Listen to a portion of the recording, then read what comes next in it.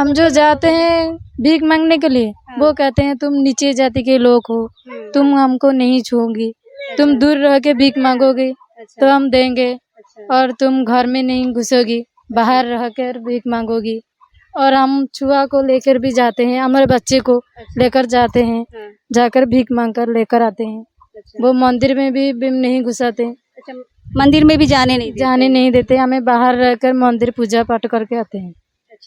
हम जाते हैं भीख मांगने, जो दिन कुछ नहीं मिलता हम पानी पीकर भूख में सेमती ही रह जाओ। अच्छा, कभी ऐसा हुआ है कि आप लंबे वक्त तक भूखे रही हैं? कितने दिनों तक?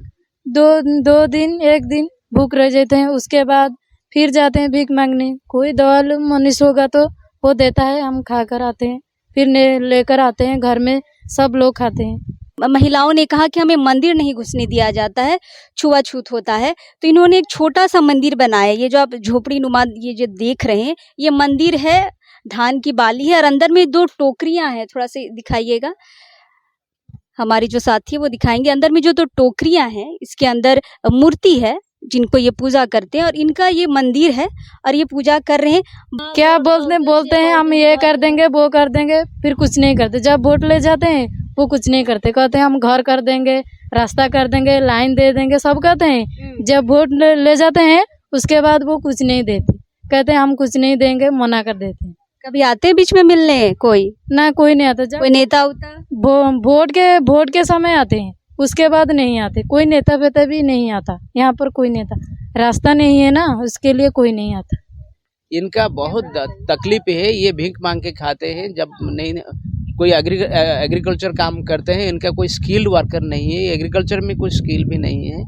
इनका जो बच्चे लोग हैं स्कूल को नहीं जा पाए हैं, स्कूल में पाठ भी नहीं पढ़ते हैं, इनका भी वहाँ पे छुआछूती है। ये सब दिक्कत यहीं पे है। ये 100 साल करके यहाँ पे रहते हैं, लेकिन बहुत समस्या है इनका। इस साल यानी 2022 को भारत अपनी आज़ादी का 75वां वर्षगांठ मना रहा है और इसे अमृत महोत्सव के रूप में देख रहा है और मना भी रहा है, बहुत हर्षोल्लास के साथ मनाया भी है। इस आज़ादी के 75 वर्ष के बाद भी भारत छुआछूत और भीख मांगने के कलंक से उबर नहीं पाया है। फिलहाल अभी मैं उड़ीसा राज्य में हूँ और उड़ीसा राज्य को जब आप गूगल में सर्च करेंगे तो ये पर्यटकों के लिए बेस्ट स्टेट आपको दिखेगा। लोग यहाँ समुद्र देखने आते हैं, जगन्नाथ मंदिर देखने आते हैं, लेकिन समुद्र के किनारे का जो इलाका है, जो समुद्री तट है, वहाँ के लोग किस हालात में रहते हैं वो यहाँ पे आने के बाद आपको पता चलेगा। फिलहाल अभी मैं पुरी शहर के रेबुनुआ गांव में हूँ। ये रेबुनुआ जो गांव है इसमें लगभग 15 परिवार हैं। 150 से 160 के करीब यहाँ की जनसंख्या है और ये यहाँ के जो लोग हैं और ख़ासकर महिलाएं जो हैं भीख मांगती है, घरों में जाती हैं और भीख मांगती है। सिर्फ महिलाएं और पुरुष जो होते हैं, जो शुअर होता है उसे वो जैसे हम लोग घरों में बकरियां पालते हैं, जैसे हमारे झारखंड में लोग बकरियां गाय पालते हैं, यहाँ लोग सुअर पालते हैं। तो पुरुष वर्ग जो है सुअर पालता है और महिला वर्ग जो है घरों में जाके भीख मांगती है और भीख मांग के जो चावल लाती है उससे इनका पेट भरता है, ये घर चलाती हैं। ज़्यादा यहाँ जब हम आए तो ज़्यादा आबादी तो नहीं है, लेकिन जो भी महिलाएं हैं उनसे हम बात करेंगे कि इनका जो ये पेशा है, जहाँ से लोग कतराते हैं इस पेशे से, इस पेशे के ज़रिए कैसे अपना ये भरण पोषण कर पा रही हैं। दीदी हिंदी आता आपको? थोड़ा थोड़ा आता है। अच्छा, बारिश आ गई, कोई बात नहीं। कब से आप लोग यहाँ रह रहे हैं? हम 3 ही पुरुष से रह रहे हैं यहाँ पर। 3 पीढ़ी से रह रहे हैं लगभग? 3 पीढ़ी से। अच्छा, आप लोग भीख मांगने जाते हैं? हाँ, हम लोग भीख मांगने गांव में जाते हैं, भीख मांग कर लाते हैं और भीख मांग कर ही खाते हैं। वो जो लाते हैं थोड़ा भीख कर खाते हैं और घर में रखते हैं, रांध कर खाते हैं। और जाते हैं जंगल में जाकर पेड़ लकड़ियाँ आते हैं, वो चूल्हा में जल कर खाते हैं। और सुअर जो है ना वो पुरुष लोग जाते हैं, सुअर चरा के 4 बजे तो घर में लेकर आते हैं। और काम कहाँ बोले तो जाते हैं काम करने के लिए, काम कर आते हैं। फिर क्या काम करने जाते हैं? क्या ये जो चाଷ जमी खेती बाड़ी काम जाते हैं। अच्छा, खेती बाड़ी। अच्छा, या तो भीख मांगते हैं या फिर खेती बाड़ी। दूसरे के यहाँ जाते हैं? दूसरे नहीं, और कुछ नहीं जाते, यही तो जो अच्छा, मैं आपको ये बता दूं कि जब खेती का समय होता है तो ये दूसरे के यहाँ धान रोपने और काटने जाते हैं और बाकी समय में ये लोग भीख मांगने का काम करते हैं। भीख मांगने जाते हैं तो लोग कैसा आपके साथ व्यवहार करते हैं? ए छुआ बोली कहउछंती भिक मागिले घृणा करूछंती। अच्छा, हमर घर द्वार नाही बोली का हम जाई भिक मागी करी खाउछु, जागा बाड़ी नाही किछि नाही घर द्वार नाही बोली जाय सेत में भिक मागी खाउछु। आमे किछि चाहुनु हमकु खंडे जागा आ घर बखराटे नेखा दे देले आमे खुशी रे रहबु। अच्छा, मतलब जगह मिल जाएगा बस इतने ही में आप खुश हो जाएंगे, काम नहीं चाहिए? हाँ काम करिबु, जागा बाड़ी घर थले आमे काम करिबु, भिक मागी को जिबुनु टोटल। अच्छा, कैसे छुआछूत होता है आप लोगों के साथ?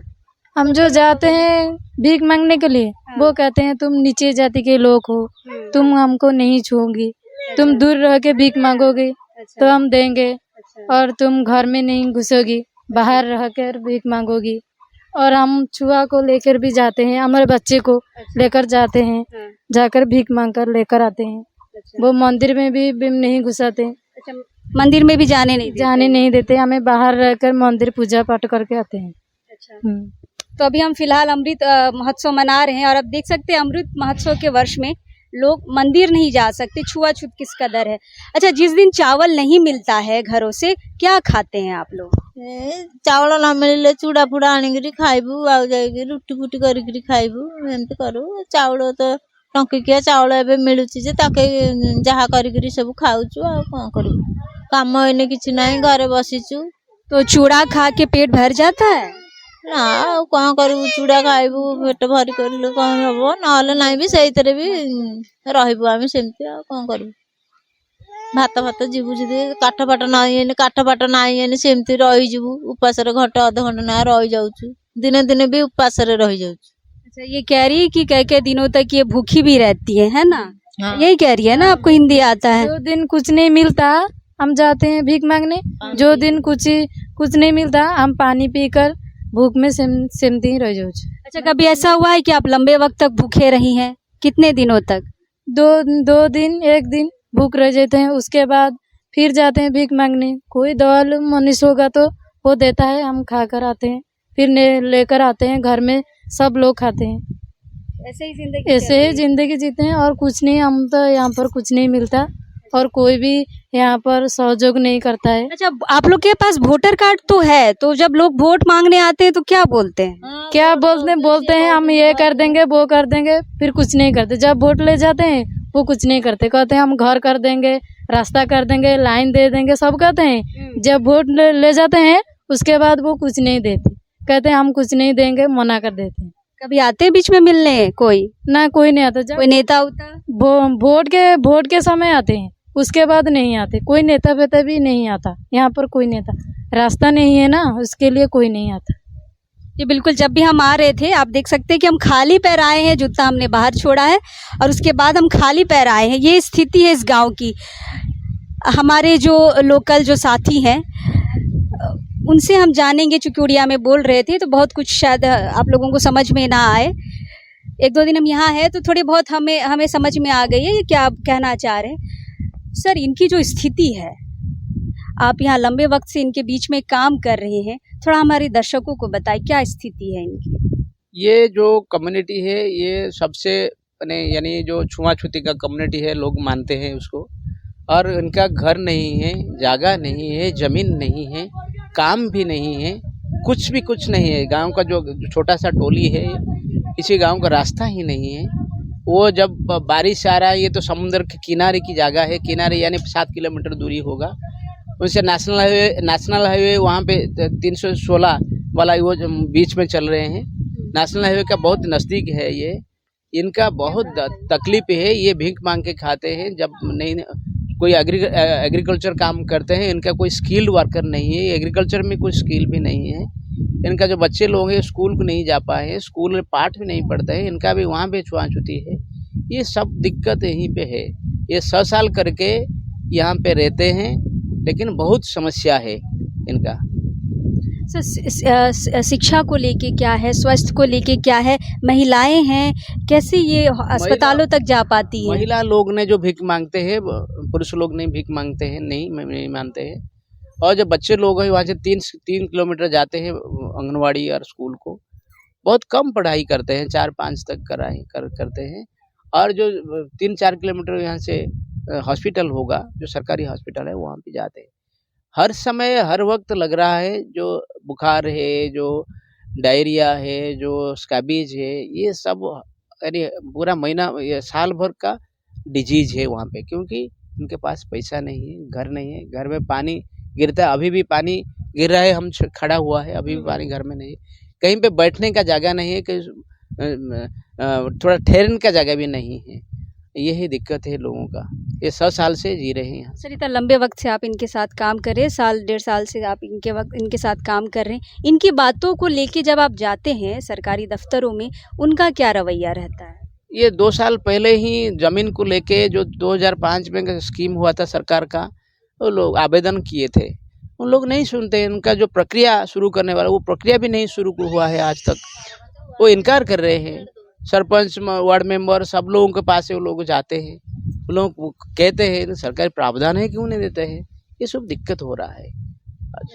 सर ये उड़ीसा सरकार की, मैं आपको बता दूं कि उड़ीसा सरकार की एक योजना आई थी 2005 में, वसुंधरा योजना। इस योजना के तहत जिनके पास घर नहीं है उन्हें 4 डिसमिल ज़मीन दे के उनको बसाया जाएगा। तो सर 16-17 साल हो गए हैं, अभी तक वसुंधरा योजना इनके तक पहुंच नहीं पाई। नहीं पहुंचा। वसुंधरा योजना में ये लोग नहीं देते हैं, आज तक भी नहीं देते। 2 साल पहले ही वो आवेदन किए थे, लेकिन आज तक भी नहीं हुआ, उनका प्रोसेस भी शुरू नहीं हुआ।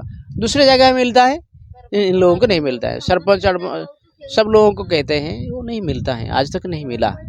सर अभी आप काम कर रहे हैं तो क्या उम्मीद है इनके पास आ पाएगी ये योजना? ये मेरे पर भरोसा है, ये योजना उनको मिलेगा। ये लोग इकट्ठा होके सरकार के पास, दफ्तर के पास जाएंगे, उनको ये थोड़ा फॉलोअप लेंगे तो हो जाएगा। मेरे को लगता है ये हो जाएगा, क्योंकि ये स्कीम है, सरकार की प्रायोरिटी है, लेकिन अफसर का प्रायोरिटी नहीं है। बिल्कुल।